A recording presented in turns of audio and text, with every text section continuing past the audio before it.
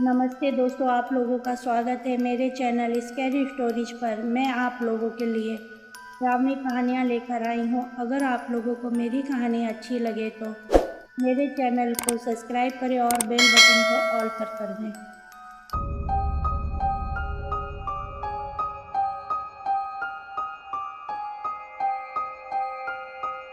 दोस्तों, आज की कहानी दनियावा गांव की है। राजेश दनियावा में रहता था। राजेश के घर में उसके माता पिता और दादी थे। राजेश अपने माँ बाप का इकलौता बेटा था।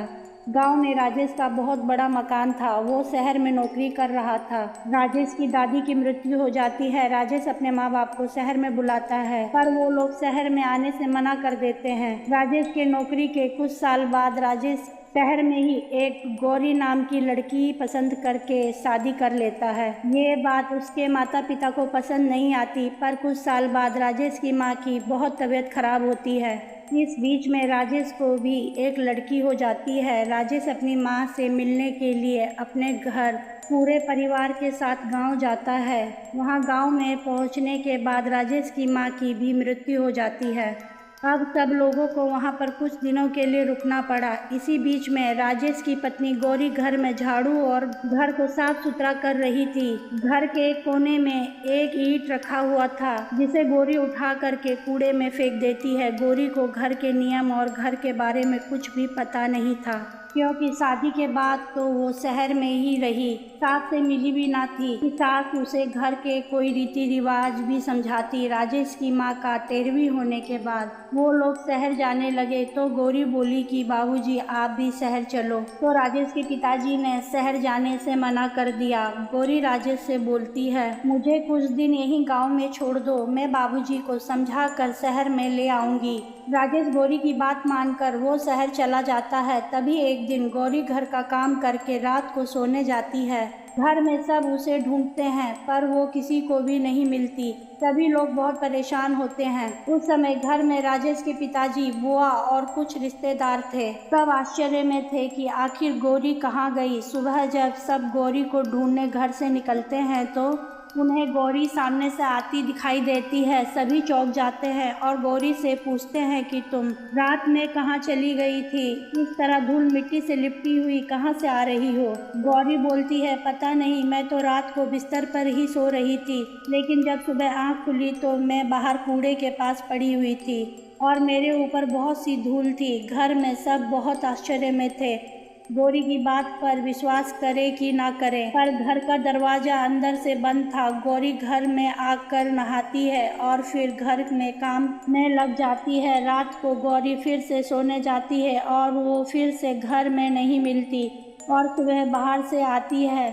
अब घर में सब बहुत परेशान हो जाते हैं और गौरी की तबीयत धीरे धीरे खराब भी होने लगी थी। तभी अगली रात को राजेश की बुआ गौरी के साथ सोने जाती है। बुआ को हल्की सी नींद की झपकी लगती है और बुआ फिर आंख खोलती हैं तो गौरी उनके बगल में नहीं थी। बुआ राजेश के पापा और घर में सबको बोलती है। सब लोग रात में ही टॉर्च लालटेन लेकर बाहर कूड़े के पास जाते हैं। गौरी उन्हें वहीं मिलती है। सब आश्चर्य में थे कि घर का दरवाज़ा बंद होने के बावजूद गौरी घर के बाहर कैसे आ जाती है।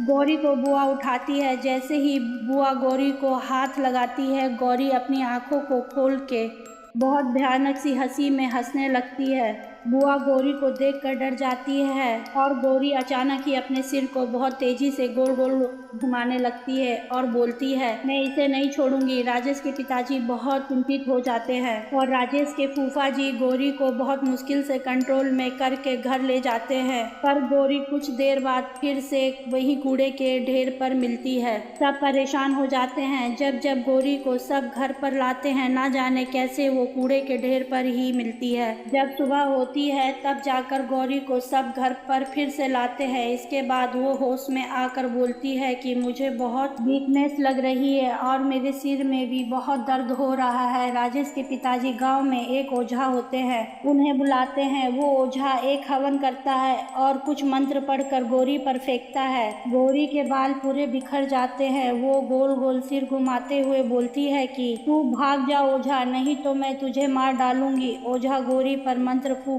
कर पूछता है, तू कौन है? तो गौरी बोलती है, मैं वो हूँ जो एक कमरे के कोने में थी। मुझे ईंट में बांधकर घर के कोने में रखा था।